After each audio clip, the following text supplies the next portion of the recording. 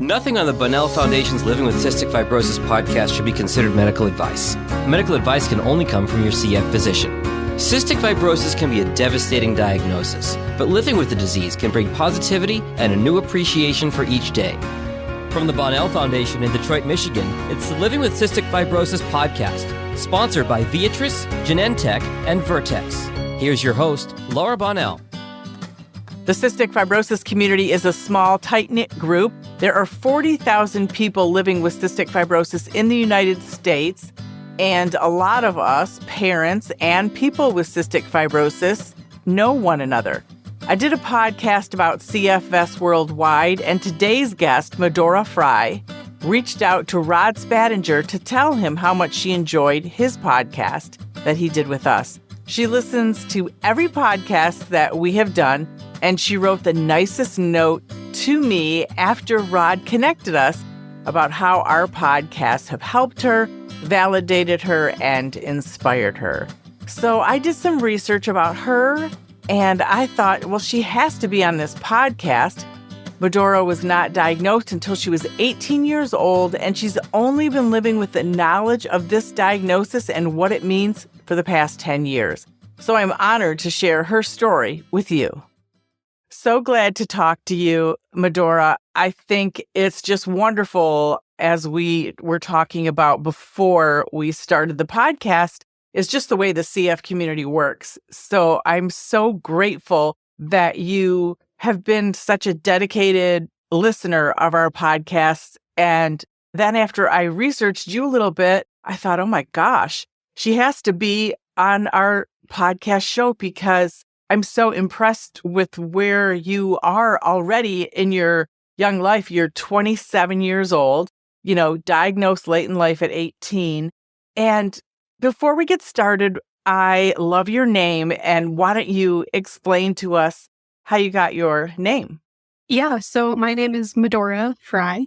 My name actually is very local, I guess you would say, to the North Dakota area. That's where I currently live. And it's actually a town in western North Dakota where the Badlands are, which is a part of Theodore Roosevelt National Park. And when I was born, I was nameless. Like, my parents had another name picked out for me, and then I didn't look like that name. I don't know. I guess the vibe wasn't right or something. And yeah, so I was nameless for a couple days, and then I think my dad or somebody thought, oh, what about Medora? And it kind of stuck. So it's cool if you're from the area, and if not, then I get a lot of questions, about it. But I enjoy it. It's a very special place for me, and I've been there every year since I was born. That is wonderful. And by the time this podcast airs, you may have relocated already to Minnesota. Mm-hmm. So that's exciting. Yes. Yeah, I can't wait. Be closer to my CF clinic out there. So it'll be a big plus. That is wonderful. So let's start with your journey. First of all, you weren't diagnosed until you were 18. So how were those first 18 years from your perspective, then from your parents' perspective? Yeah, so I was born before, at least in North Dakota, before newborn screening was a thing, I guess. And I, for the most part, was like a normal weight. I've always been, kind of smaller and whatnot, but I was still, growing, and it was fine. And we have no family history of CF that we know about, at least. So it was completely random, just two parents being carriers and whatnot. And I always had a lot of stomach issues. I had exercise-induced asthma, right? That wasn't really ever looked into.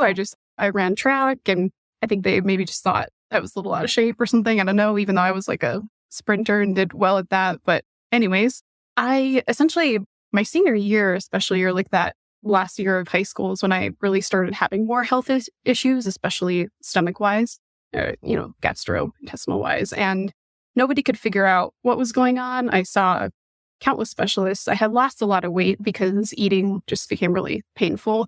And it was at least 6 months or more of testing. Nobody could figure out what it was.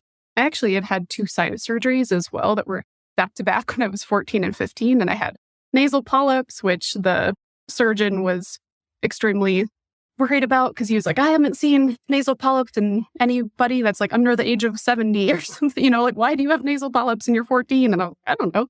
And so I had 2 back-to-back surgeries. Nobody could really figure out what was going on. And after, at least 6 months or more of testing, a doctor finally was like, oh, I wonder if she has CF. We should do a sweat test and it came back positive, but barely. It was kind of borderline, but still, obviously quite elevated. And so we did genetic testing. And yeah, I have one of my mutations is the most common CF mutation. And then the other one is considered fairly rare. And so even if there was previous, like newborn screening testing at that time, I don't think that one was on there. And so I probably would have been missed as well. And then symptom-wise, my lungs are very healthy compared to a normal CF person, which I'm very thankful for. But that was kind of the reason that, I went undiagnosed for so long. And isn't it amazing that no one caught it? Like, those are huge red flags. You're having sinus surgery, huge CF red flag, gastro problems, huge CF red flag, that these separate specialists didn't think, ding, ding, ding, oh, and knowing that it's so rare that someone would need a surgery for polyps, like that would be one of the first things you would think, cystic fibrosis, if you're a specialist, and you're not old. So it's not like you're being diagnosed at 50 or something. You're in the midst of heightened awareness about cystic fibrosis and the Genome Project in 1989, like it is out there. So it's really upsetting and detrimental to your health because you didn't get an early diagnosis with all those doctors that you saw for so long, and not one of them thought until you were about 16 or 18, I guess. I was diagnosed 1 week after my 18th birthday. Okay. So it was very soon after. What did your parents think? My parents were completely surprised. None of us even, I know it sounds horrible, but we didn't even know what CF was. We had never heard of it. We knew that there was like an organization in town that did the turkey trot every year. And we knew that it was for CF, but we didn't really know what that was or hadn't really heard of the disease. I think we more so just knew about the turkey trot, that happens on Thanksgiving here.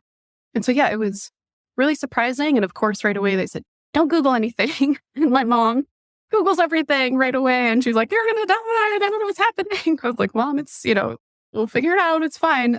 But it was definitely hard. And it was also a time where I was a month away from graduating high school. And, everybody was getting prepared to go off and go to college or, whatever plans they had after graduation. And I did end up doing that, but it definitely, it impacted maybe how far away I went to school, that sort of thing. And just health-wise in general, I had like a pancreatic procedure that year and had like a stent put in and different stuff like that. So it definitely immediately, started to impact my life. And also just a lot about my identity. Like I really struggled mentally for quite a while with that because it was just kind of, I don't know, like a grieving of my childhood in a way. I was like, oh, all of these things and symptoms, now make sense. And like definitely had some anger about how did nobody catch this before, right? Or if I would complain about stomach issues, I think my parents maybe just thought that I was complaining a lot. And like I don't think a lot of people took me seriously, which they had no reason to suspect it was anything more serious. And we did do lots of testing for every other, disease under the sun, it seemed like. Right. So it was definitely a struggle at first, I think, just kind of figuring out, okay, like, how is this going to affect my life? What can I do about this moving forward? I guess if that makes sense. It was definitely a lot at first.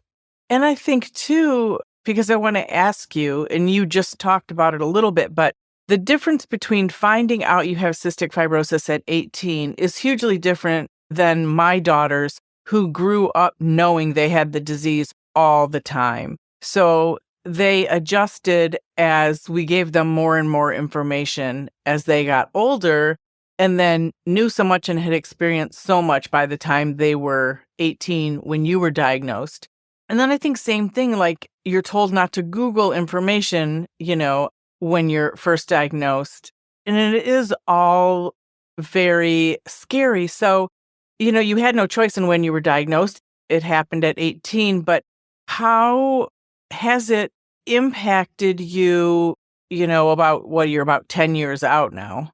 Yeah. The next month or April, I guess. Yeah, it'll be 10 years, which is kind of crazy. But when I was diagnosed, I definitely had a lot of, sorry, I don't know how to explain it the best, but I guess that's okay. I essentially had a lot of grief about my childhood. There was other, like my parents got divorced, and so I was split between two households, that sort of thing. But it was also like, I don't know, it became really hard to look at myself in photos from when I was a kid, which is very strange. And I haven't heard a lot of other people maybe explain this, and probably, because I was diagnosed so late, and I know a majority of... Yeah, I don't think anything you're saying is strange, by the way. I think it makes complete sense, and you're still very young and you're still digesting it. But I have to say, and I want you to continue, but we don't need to know all the issues that your parents face, but I can tell you there is a very high divorce rate in parents who have a child or children with chronic illness. And I, as a parent of two girls with CF, grieved over the loss of what I thought was the healthy child or children that I was going to have. So everything you're saying, I totally get. So I just want you to be able to not feel guilty about saying it. I think you're just in the beginning stages still. So, I think that's one of the things too that was kind of difficult about it at first was I already had kind of two different parents, and the way they parented was already different, and it was two different households. And then when I added CF on top of that, I think the way that I was expected to deal with that diagnosis was different depending on what house I was at, right? And so my dad was more of like, you will not let this define you, and you will, but also like, he never told me specifically, like, don't tell anybody that you even have CF. But anytime I did kind of try to share about it, it was like, oh, well, even you sharing about it is, I don't know, since, sort of this like victim shaming thing. And all I was trying to do was kind of just even tell people I have CF, for like, this is what CF is, and try to, kind of try to be an advocate, which I have thankfully kind of stepped more into now. But, and then my mom was definitely like terrified, which is, fine. And everybody obviously deals with stuff in a different way, but she is also incredibly strong as well. And I actually see a lot of resemblance between just in the way that you interact and everything between my mom and yourself, Laura. I think that's one of the reasons I enjoy listening to the podcast. And I will say briefly too, just a side tangent, that the podcast has really helped me kind of realize maybe some of the feelings that parents have, with kids with CF, because I think sometimes it's hard to kind of, it's hard to see their perspective when you're kind of going through it, but taking a step back and being able to hear what you say. I think some of the, my mom has expressed kind of similar feelings, and it's just good to get that reassurance and kind of understanding of, the parent perspective as well. But I guess essentially when I was diagnosed, it was also grief of my childhood, kind of being expected to maybe, have these two different ways of dealing with it. And I think for a long time, we just felt really lost. And it wasn't until, honestly, probably the last 2 years where I started, writing more about CF and sharing more online and kind of, I guess you would say, identifying more with that. And I think the other part of it for me too is the lung issue, right? Like my lungs being healthier, which I am, of course, incredibly grateful for, but I have still probably to this day a lot of guilt to work through with that. And I've only started doing more normal like breathing treatments within the last year, I believe. And so, which is obviously not common because normally, from childhood, you're doing those every day and all those medicines. So it's kind of, it's a weird spot to be in with that. But also to go back to your other point, there was a lot that I missed out, CF-wise and prevention and whatnot by being diagnosed so late. And so that's been hard as well. Just, different GI and pancreatic issues and kidney stuff. And so even though my lungs are healthy, I deal with a whole lot of other, there's obviously a whole spectrum of ways that CF affects the body. And so I'm in kind of a weird spot because I'm heavily affected by every other way. And the lungs, not quite as bad. They're now starting to kind of get their CF progression going. So I do some breathing treatments and whatnot now the last just a year or so. It's all kind of interesting too, because I believe, at least according to one of the CF websites, I think I may be one of about 200 that have kind of the same mutations worldwide. And so I think they're still kind of figuring out how those mutations affect people differently and how much or not, the disease will progress over time. I think it's kind of up in the air. Right. That is so interesting because my girls have the same two mutations and their health is completely different. So it's very interesting. And I also think for you from 18 to 27, those are the years you're supposed to be carefree, not thinking about anything, go to college, make mistakes, drink too much. I mean, that's a real discovery period. And then you get this diagnosis that affects your life expectancy. Mentally, that had to be so much and probably, still is. Yeah, it really was. So I just came out with a little, I guess you would say, book or art book, part memoir. It's kind of a little bit of everything, but in that I kind of talk about that a little bit because I did have some, pretty serious mental health struggles with that and had some, not so great ideations and that sort of thing. Because I definitely, at the time, I was also kind of struggling with, oh, like, will anybody, ever want to date me? I have, this issue. Like, CF is not a glamorous, as you know very well, it's mucus and laxatives and, lots of fun stuff like that. So it's definitely not glamorous. And, I was really struggling with, oh, is anybody, going to want to be with me at some point? Like, will I be able to make friends? Am I going to be in the hospital all the time? Am I going to be fine? I was very, because of the weirdness, I guess we'll just say, of my case with it, there were just a lot of unknowns. They had no idea if or when my lungs would be affected, or if they did start to be affected, how quickly it would happen.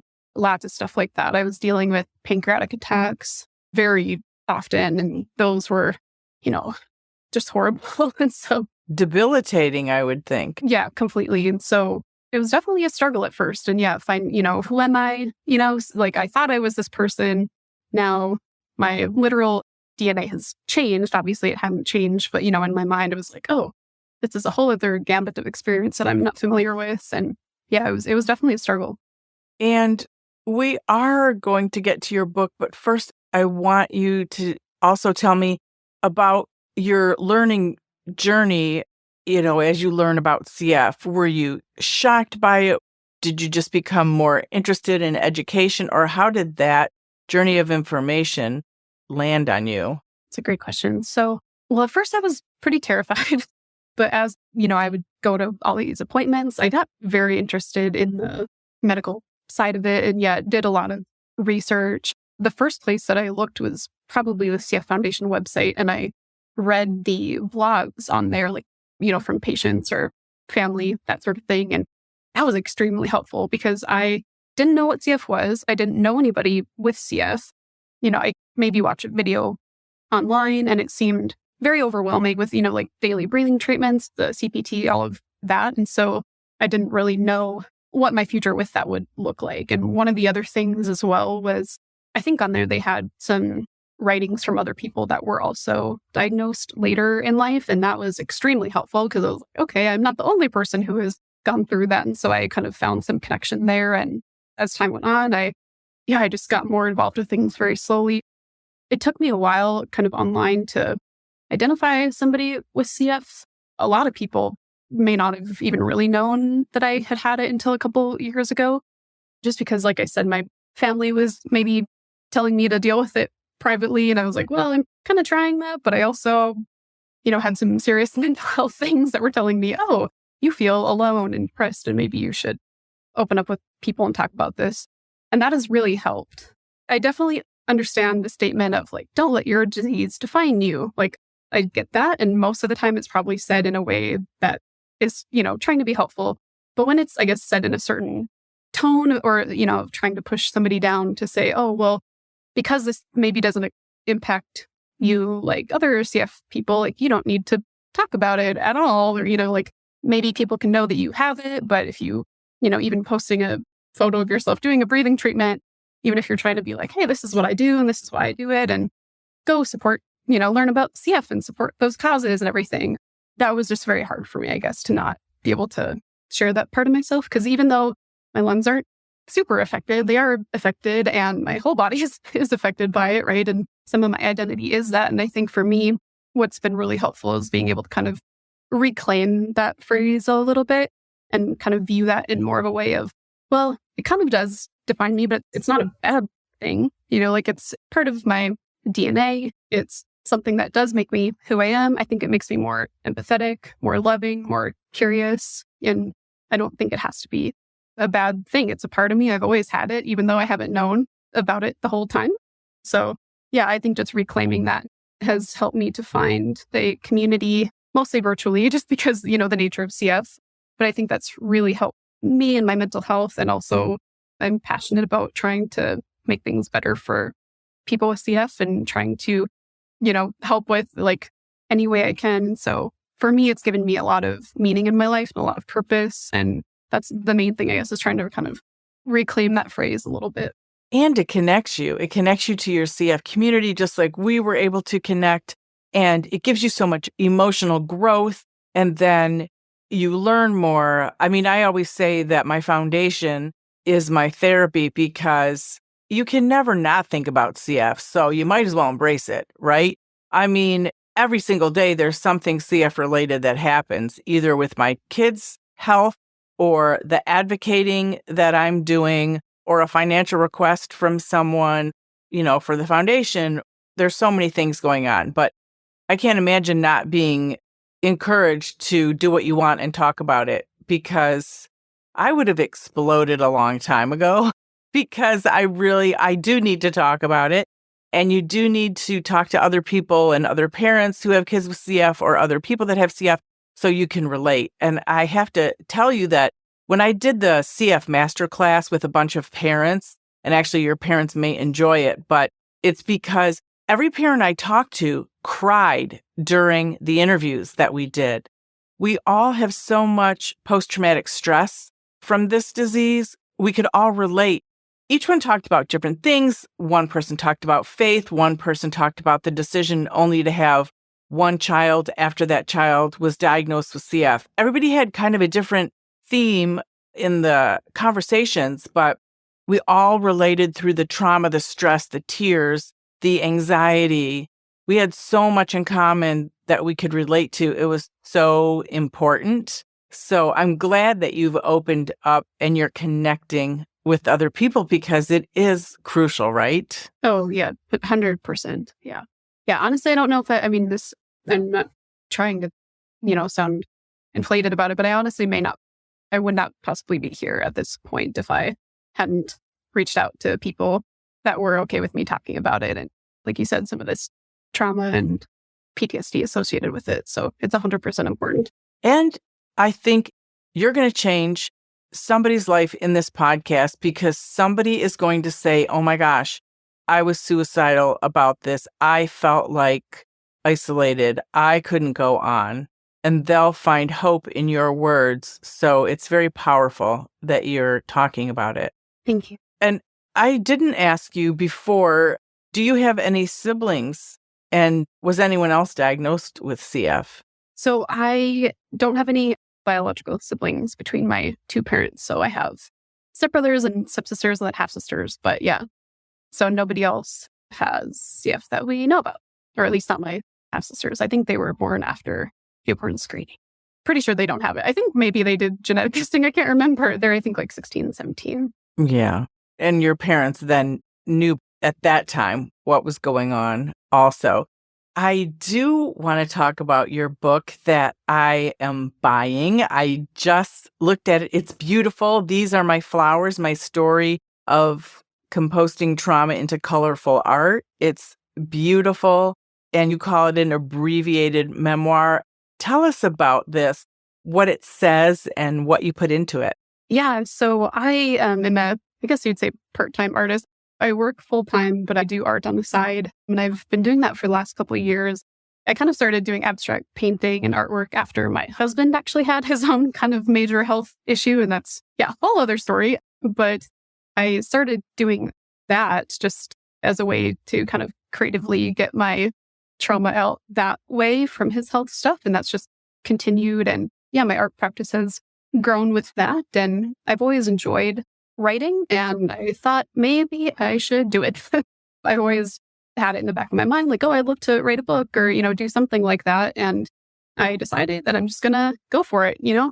I prefer to not try to be a person that says I'm going to do a bunch of stuff and then I never do it. I'd like to try to be the person, that actually maybe that does it and goes for it. So I'm proud of myself for getting it done. And it kind of part abbreviated memoir. I talk a tiny bit about like my parents' divorce and my CF diagnosis, and then the health issue that my husband had that led me to painting. And then, just more about painting, and there's art in there. It kind of has like a literary magazine vibe to it, if you are familiar with those at all. But I've been writing that the last couple months, and it just came out 2 or 3 weeks ago. So exciting. And the process of writing it was very hard, but also cathartic, and it felt good. It's kind of terrifying to have it out and have other people reading it now, but it's been very nice, and feedback has been very kind. So I would think that it's really helped you just keep evolving and learning about your diagnosis, right? Totally. Yeah. And that's kind of one of the things that I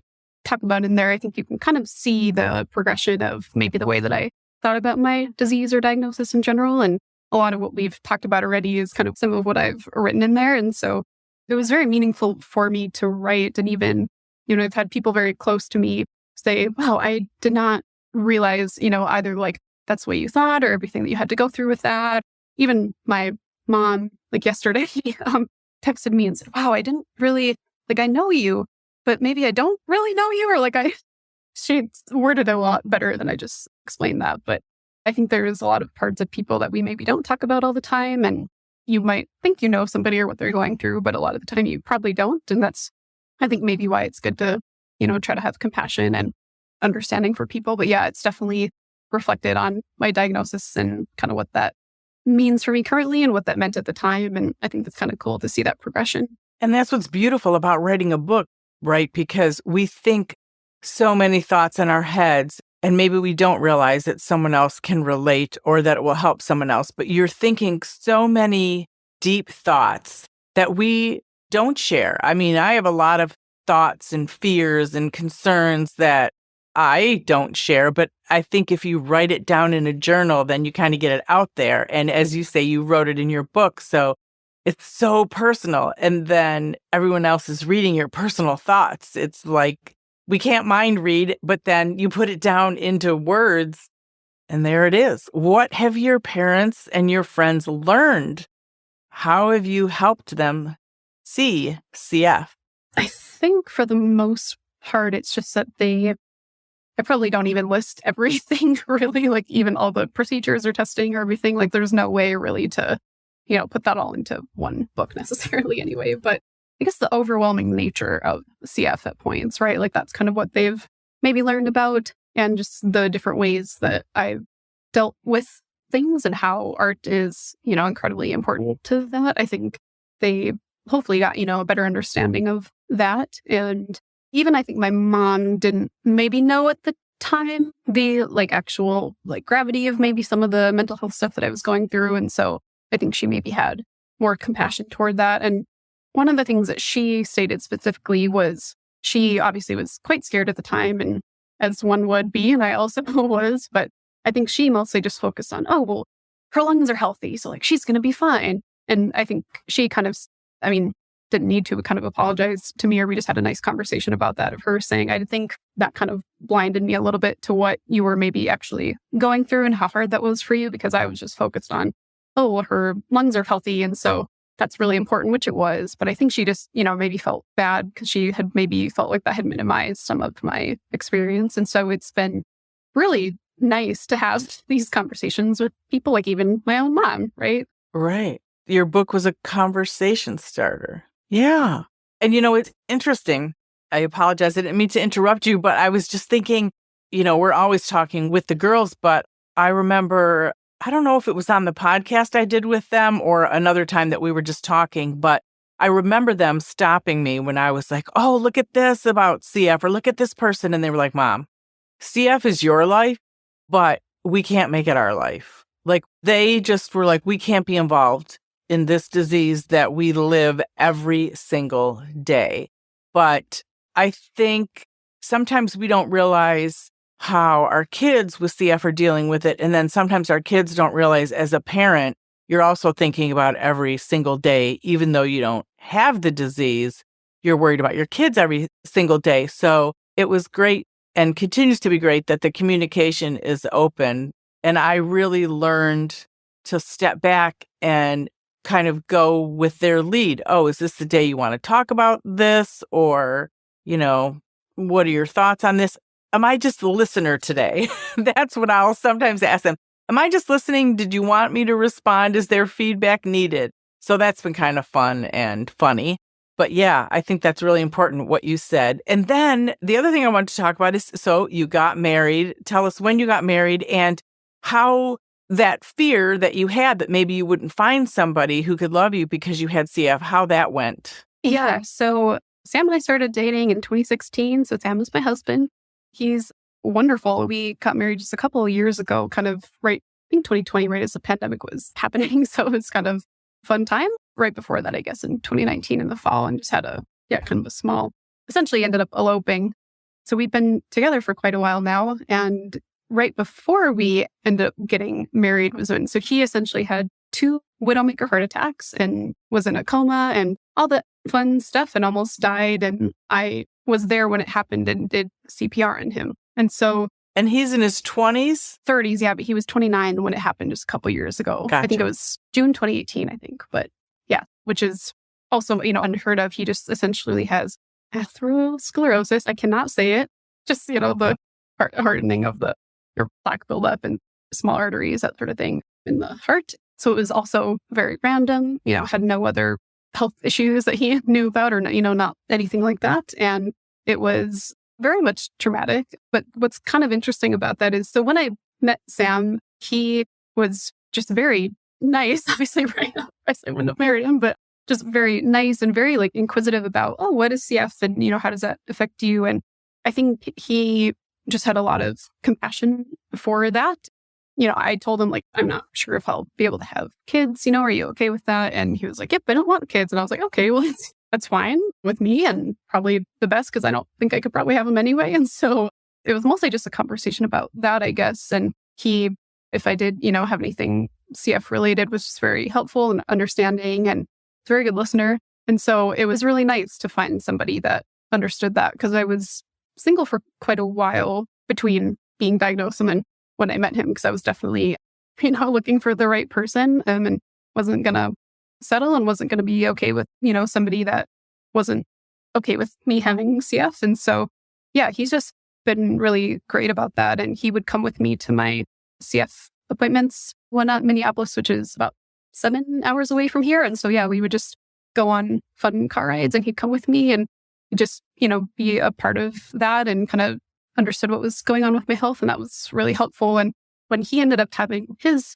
stuff, then I was there with him in the hospital. And it was kind of interesting because I knew a lot of the medical terminology that the doctors and whatnot were, describing. And so I was able to kind of relay that to family or friends and just kind of support him in that way. And we now actually go to the same, or not CF clinic, it's the same clinic, but my CF clinic is there in Minnesota. And so that's been kind of fun the last couple of years. It's the same building. We're just, we have our appointments, a couple, one day, then the next day, we just go from floor to floor and have our appointments and whatnot. And we call them little clinic dates. And so, yeah, it's been it's really beautiful, I guess, to have somebody that can support you in that way. And it's also I've been on both sides, I guess, now, caregiver and receiver of care, right? And we've essentially both now done that for each other. And so it's kind of hard to put into words, but honestly, it's really beautiful and very hard, obviously, as well. Don't want to diminish that because it's been extremely difficult, but it's been just very rewarding. And I think we're extremely close because of it. I think we have a better understanding of one another because of it too. And it must make you feel like, okay, it's not all about me. Yay, I got to take care of you. I know it's not necessary in a marriage. It can just be one person that needs, the help. But yeah, I get that from your perspective to be able to do that and support him. So that's why you're moving to Minnesota. Definitely a main reason. It'll be a lot nicer to be closer to clinics and not have to drive about 7 hours. So yeah, we're definitely looking forward to it. I can't wait. It's coming up. And what are you excited about for your future? So many things. Definitely, getting out to Minnesota, that'll be definitely nice and just having more things to do out there as well. That'll be good. Yeah, I think I'm just excited to continue advocacy and continue painting and just see kind of where that takes me. Like you said, I'm still kind of new to things a little bit, but I think, yeah, just the last couple of years getting more involved with different CF foundations and organizations and events and everything and meeting more people with CF, that's been extremely helpful. And I kind of can't wait to do more of that and just kind of see where things take me. It's wonderful. Well, thanks for telling your story with us. I appreciate it. And everything is in the show notes. Your book, which is available on Amazon, and, people can follow you as well. But thanks for sharing your story and for supporting the Living with Cystic Fibrosis podcast and for being with us. It was great to meet you. Great to meet you too, Laura. Yeah, thank you so much. Thank you. The original music in this podcast is performed by Kevin Allen. It's not complicated. Who happens to have cystic fibrosis. We all got our worries and fears. I know it's got you frustrated. but loving you is so alright. This has been the Living with Cystic Fibrosis podcast. For more information and to learn more about the Bonnell Foundation, visit our website at thebonnellfoundation.org. That's the BONNELL Foundation.org. This podcast was sponsored by Viatris, Genentech, and Vertex. It was produced by Jag and Detroit Podcasts. Follow our show on Apple Podcasts, Spotify, or wherever you're listening right now.